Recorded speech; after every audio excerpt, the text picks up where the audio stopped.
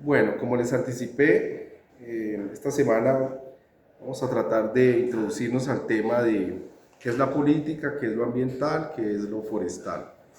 Bueno, en general la política tenemos que entenderla como el arte de gobernar las ciudades o las ciudades-estado.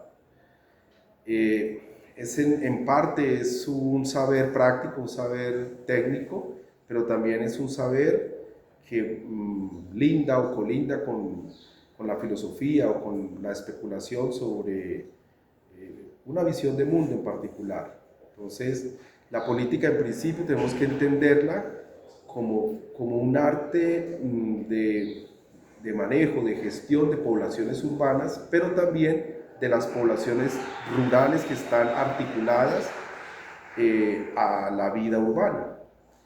Entonces, una manera de definir la política es el arte de administrar la ciudad y de las zonas urbanocentradas, o sea, de las zonas rurales o agrarias que giran alrededor del poder urbano. Este enfoque o esta nueva, bueno, es nueva en realidad, manera de ver la política, es importante considerarla. Bueno, se basa en autores previos como bueno, un poco en Aristóteles, quien define así la política, pero especialmente en una visión crítica de Franz Fanon y otros filósofos como Enrique Dussel, etcétera, que vieron que la política tiene una expresión espacial muy concreta, o incluso una expresión ecosistémica muy concreta. La política se expresa en un ecosistema urbano o en un ecosistema agrario, un agroecosistema que funciona subordinado al poder urbano. Entonces, eso muchas veces se olvida en teoría política, que la política tiene una expresión territorial muy concreta.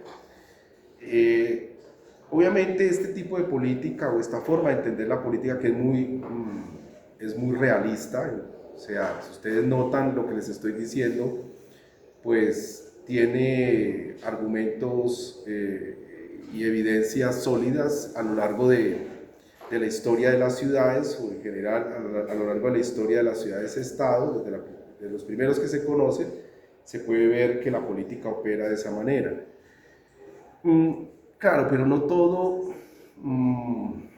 toda forma de organización social tiene que ver con la política. Hay formas de organización social donde no hay política, que es lo que se conoce como sociedades sin gobierno, sociedades acéfalas, sociedades sin jerarquías sociales o sociedades sin Estado. Todas estas son sinonimias. Este tipo de sociedades, más o menos, ustedes las encuentran en familias extendidas, en clanes, en tribus o en bandas. Y su característica principal es que no existe jerarquización social. Más o menos es un rasgo común que ustedes van a encontrar. O sea, no hay una autoridad permanente, gratuita, que ejerza el poder de forma no consentida o de manera no consentida o arbitraria. Ese tipo de autoridades no existen, sino que las autoridades casi siempre son consentidas, son aceptadas por el grupo. Y cuando se requiere una autoridad que opere para resolver un problema, por ejemplo, una autoridad típica en estos casos es el jefe de casa, el jefe que dirige la cacería o el jefe que dirige la guerra, se otorga a una persona con habilidades en este tipo de roles, pues la autoridad. Pero esta autoridad es consentida y es temporal también. Entonces, lo mismo pasa con los arbitrajes, o sea, los jueces de estas comunidades, entre comillas jueces, son árbitros que también son aceptados por las partes en conflicto. No son jueces impuestos o tribunales que vienen en general, de trámites estatales muy complejos, ¿no? ¿Cómo se nombra un tribunal? ¿Cómo se nombra un juez? Es un asunto que no conocemos en detalle, pero que en todo caso escapa a nuestra capacidad de decisión. Yo no puedo impugnar a un juez, ni a un magistrado, ¿sí? Empezando por eso, sino que debo confiar en el buen sentido de la justicia de cada uno de estos operadores de justicia. Bien. Ahora, esas expresiones no son cosas como delirantes, sino que esas expresiones sociales de, de la no aceptación de una autoridad vertical, que rechazan una autoridad no consentida, etcétera, son formas sociales que existen hoy todavía. Por ejemplo, hay diversos pueblos indígenas aislados técnicamente se ha llamado así en la Amazonía, que no tienen contacto con el Estado, que no están subordinados al Estado y que tienen organizaciones internas donde la jerarquía social no existe o la jerarquización social no existe. Más o menos funcionan como sociedades sin gobierno o sociedades acéfalas. Y las hay por montones, hay casi 80 o más comunidades indígenas no contactadas actualmente y otras pues que son aisladas.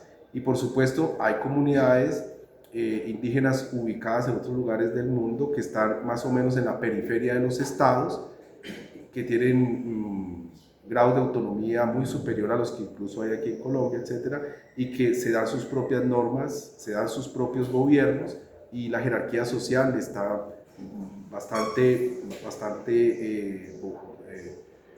atenuada, o sea, no se pueden presentar jerarquizaciones profundas o fuertes.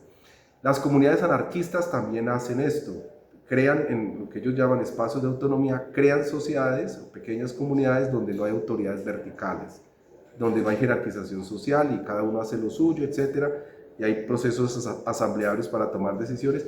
Esas comunidades anarquistas, o urbanas o rurales, existen, son escasas, pero existen hoy en el mundo. Entonces, ¿qué tipo de poder se ejerce allí? Ya no es un poder político, ni en estas comunidades primitivas o estas comunidades tribales, las que yo les hago referencia, ni estas comunidades anarquistas, etcétera, no ejercen un poder político, ejercen un poder no político. Es un tipo de poder que podemos llamar impolítico, es un tipo de poder que llamamos poder agrótico, es otra expresión que hemos usado, o sencillamente un poder no político, ¿no?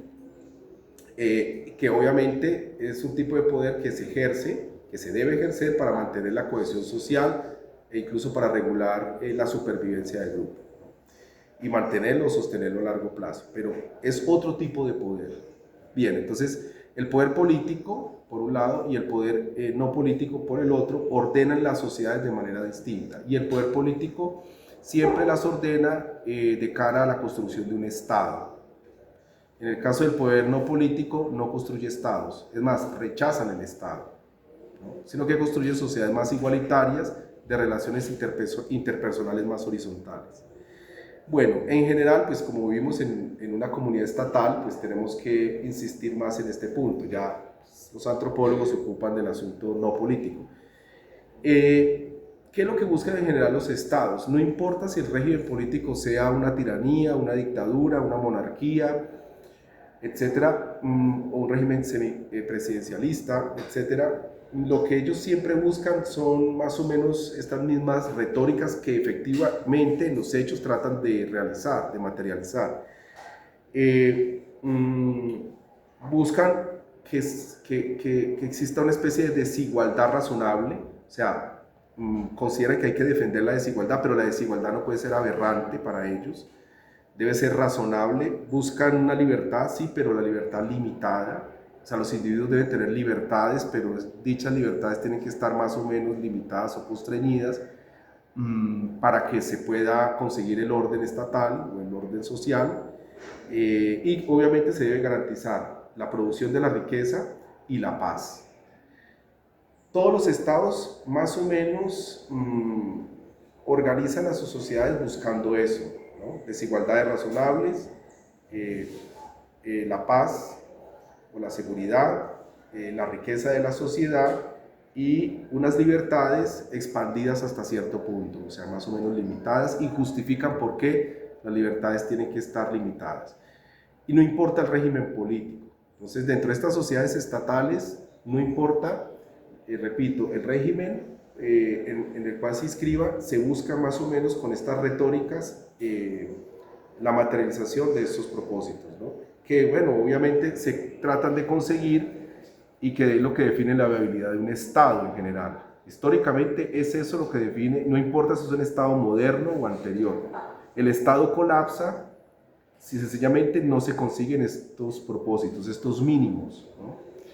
Obviamente hay sociedades estatales mucho más prósperas a la hora de hacer esto que se persigue y otras pues más mediocres a la hora de intentar hacerlo. Ahora, pasemos rápidamente al tema ambiental, que es el medio ambiente o el ambiente, para ser más precisos. Es otro asunto que vamos a necesitar aquí en el curso. El ambiente, como ustedes saben, no solamente se ocupa de sistemas humanos, sino también de sistemas no humanos. Es decir, las realidades humanas y no humanas deben tenerse en cuenta y más o menos se deben entender integradas en lo que llamamos el sistema Tierra, o en lo que Lovelock, ¿recuerdan el de la teoría Gaia? Lovelock. De la teoría Gaia es un Nobel de química.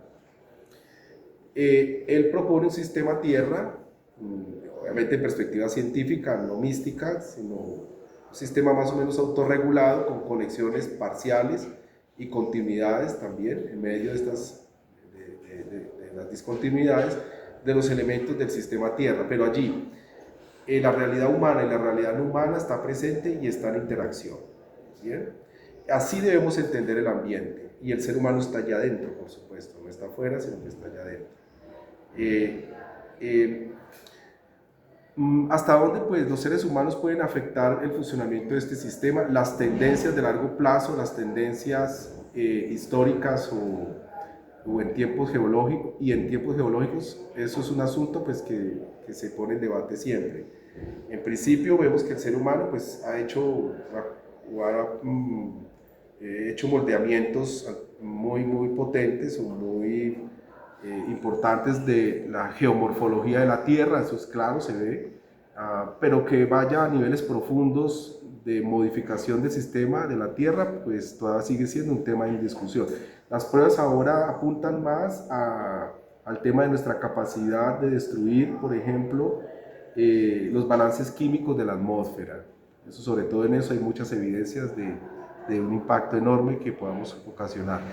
O también podemos ver la perspectiva del otro lado, y es hasta dónde la Tierra o el sistema Tierra puede soportar a los seres humanos, ¿no? La Tierra puede, entre comillas, reaccionar y llevarnos a una crisis ambiental, entre comillas también, y destruir o poner en colapso a la civilización. Que esa es otra perspectiva de ver este tema. Bueno, el punto central aquí es que el ser humano sí es una fuerza progresivamente más dañina o con mayor capacidad de daño sobre el sistema de la Tierra, eso se está constatando ya. Recuerden que el antropoceno no se reconoció aún como una era geológica, sigue en discusión el asunto. ¿Bien?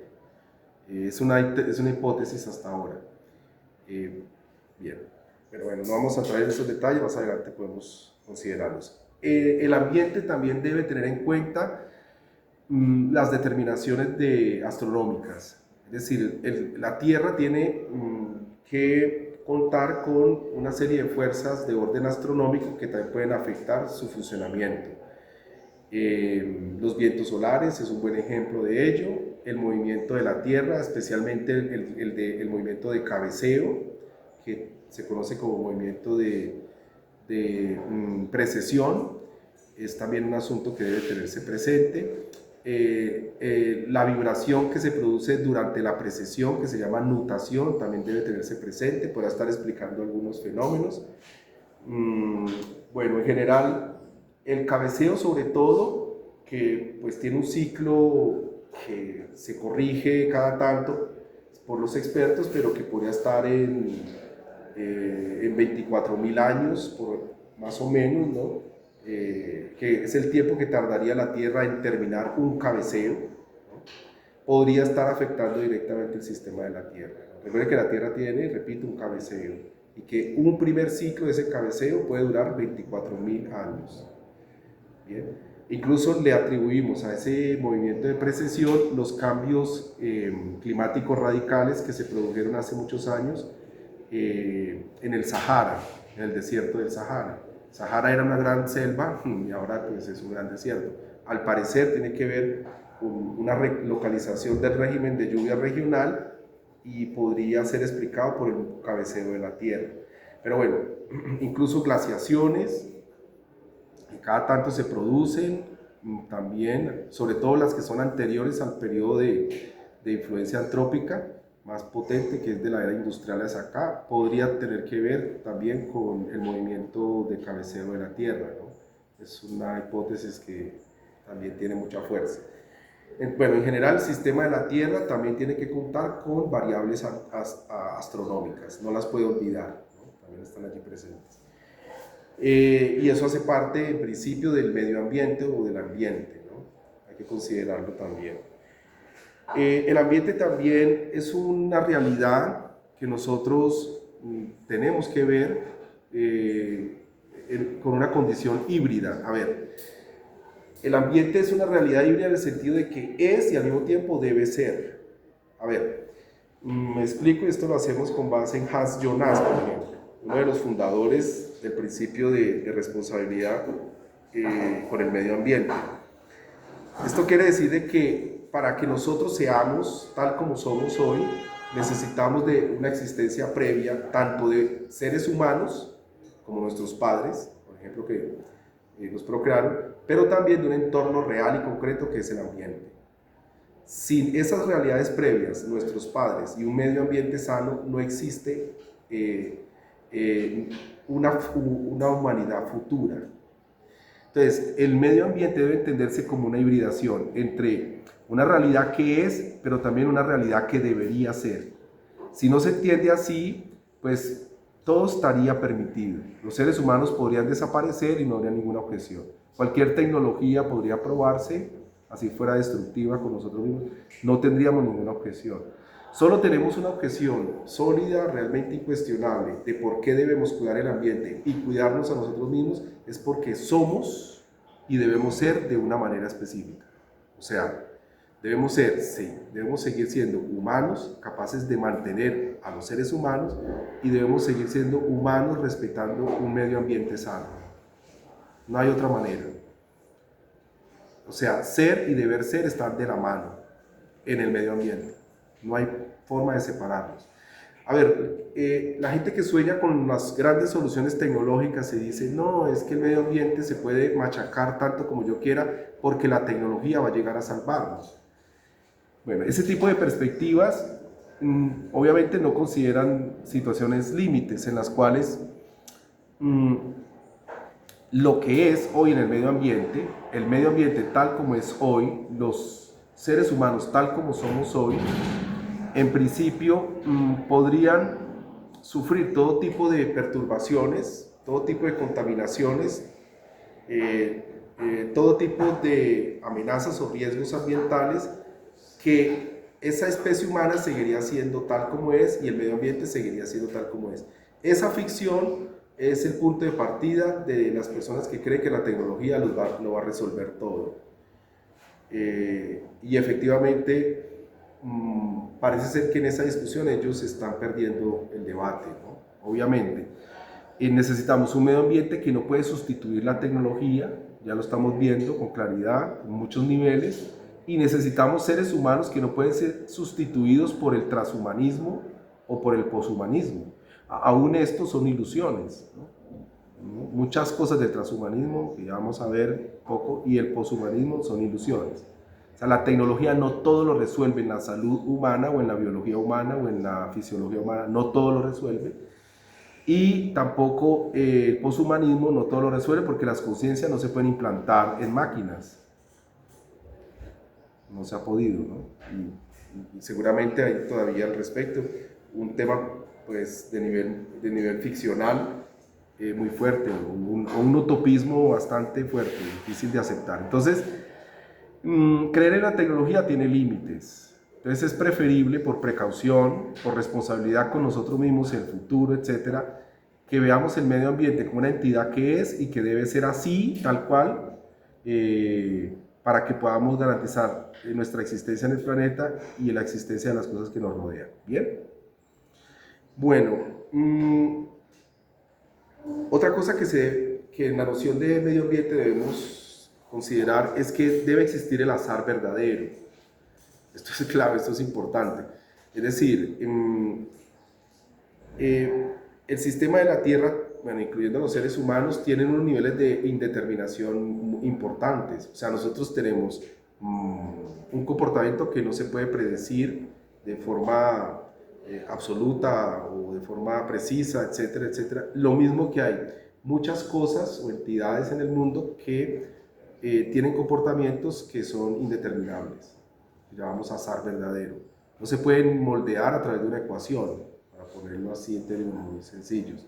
No se pueden moldear matemáticamente y predecir todos los comportamientos en el tiempo y en el espacio de un ser humano o de muchas cosas, partículas, etcétera, etcétera. Y eso le da una ventaja,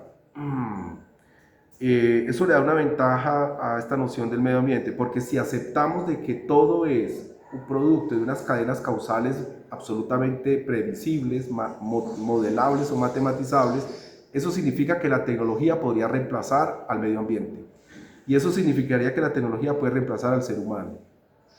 O sea, si no aceptamos el azar verdadero en el medio ambiente, tendremos que aceptar a su vez que la tecnología puede sustituirnos, y puede sustituir un árbol, puede sustituir el suelo y sus microorganismos, etcétera, etcétera. Porque ellos serían vistos como solo mecanismos que se pueden construir, ¿no? Modelar y construir, con comportamientos que reproducirían tal cual el funcionamiento del medio ambiente y de los seres humanos. ¿Claro? Bien, entonces tenemos que aceptar el azar verdadero, porque si no lo aceptamos, tendríamos que proscribir la libertad humana, proscribir el azar, etcétera, y aceptar, repito, que la tecnología lo puede sustituir todo. Bien, y bueno, pues terminemos con el tema de lo forestal, que es un asunto de cultura más prosaica, pero bueno, pero es importante que lo tengamos presente. En principio, ustedes deben saber que buena parte de los bosques que se conservaron en Europa hoy fue gracias a la nobleza, porque esos eran sus lugares de caza preferidos, o sus ritos de iniciación de sus jóvenes se hacían allí, a través de la caza, porque eran lugares de contemplación, etcétera, y también eran bienes de prestigio. Era prestigioso si tenía pues sus lugares de caza, sus bosques de caza. Entonces, esos bosques en principio, protegidos por la nobleza, reservados para el ocio, etcétera, se le llamaron desde la Edad Media como foresta, una expresión latina, foresta. Esos eran los bosques de la nobleza, y fueron preservándose. Bueno, obviamente sufrieron modificaciones, pero los que quedaron en realidad tienen esos orígenes. En Inglaterra, en Francia, en Alemania, muchos de estos bosques, en Rusia, estaban protegidos por este tipo de clases, estas élites sociales. Obviamente la foresta, como un bosque que es protegido, también es un bosque de alguna manera intervenido, o sea, está antropizado en cierto nivel porque las personas ingresan a cazar, ¿no? Y obviamente hay unas prácticas de intervención que modifican el bosque a unos niveles mínimos o despreciables, pero hay una intervención humana. La silva es un bosque no protegido, es una expresión también de origen latino que se usó durante toda la Edad Media, y aquí sobre todo se usó como un bosque no protegido, pero un bosque sin acción antrópica. De ahí viene lo salvaje, de ahí viene lo silvestre, y de ahí viene la selva. Ese tipo de esa raíz, la silva, es no protegido por nadie, sencillamente está tan aislado, tan inexpugnable, que los seres humanos no pueden ejercer una acción antrópica y dejar huella de su presencia allí fácilmente, como en el caso anterior, donde sí hay una intervención más o menos frecuente de los seres humanos. Bueno, los usos modernos casi que no hacen distinciones, o sea, el bosque, en los usos modernos de la expresión, los bosques, la selva, lo forestal, lo silvano, todo eso se volvió sinónimo. ¿Y qué hacemos? Lo que hemos hecho es como a generar categorías en todas las legislaciones del mundo para tratar de entender los distintos grados de intervención antrópica de los bosques.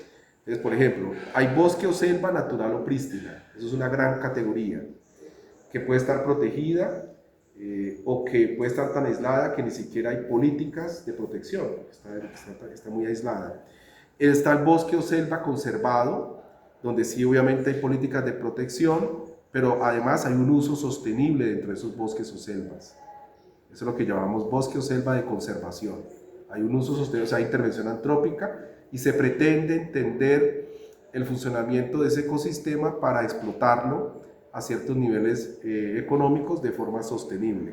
Y está pues el bosque selva plantado, donde la intervención antrópica es total y literalmente hacemos más o menos la simulación de constituir de nuevo un bosque o una selva.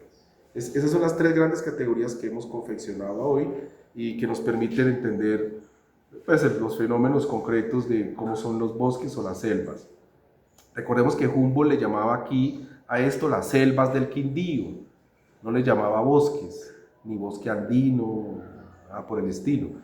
Usaba la expresión selvas, que se volvió corriente y bueno, un poco olvida el hecho de que la categoría podría ser una categoría un poco más precisa, hablar de selvas, sobre todo por la diversidad que anida las selvas, ¿no?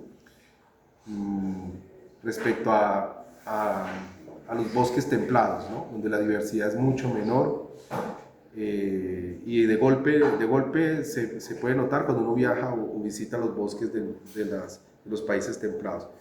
Entonces, bueno, pero lo llamamos así. Andino, recuerden que es por la noción de los Andes, que son corredores o terrazas. Andino es por esos corredores o terrazas por los cuales los pueblos indígenas se movían, ¿no?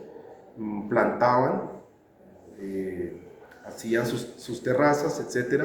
Andenes tienen que ver con eso, terrazas agrícolas tienen que ver con eso, y de ahí provienen estas expresiones de lo andino, ¿no?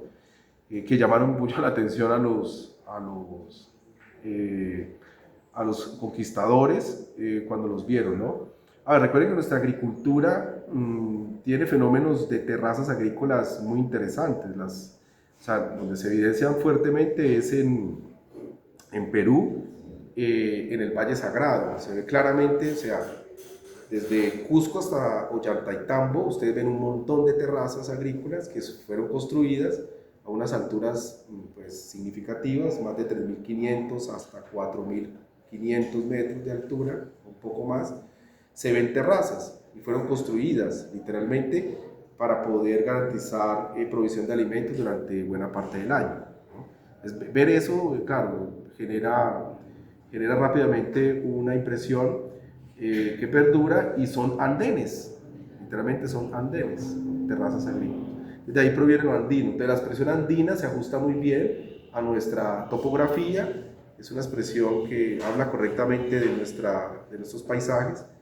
Bien, pero la expresión bosque debería ser más bien algo relacionado con lo silvano, con lo silvestre, con la selva, ¿no? Pero bueno, ya se quedó así oficializado como bosque y no vamos a entrar más en esa discusión. Bueno, dejamos hasta aquí y vamos al tema de la lectura. Muchas gracias.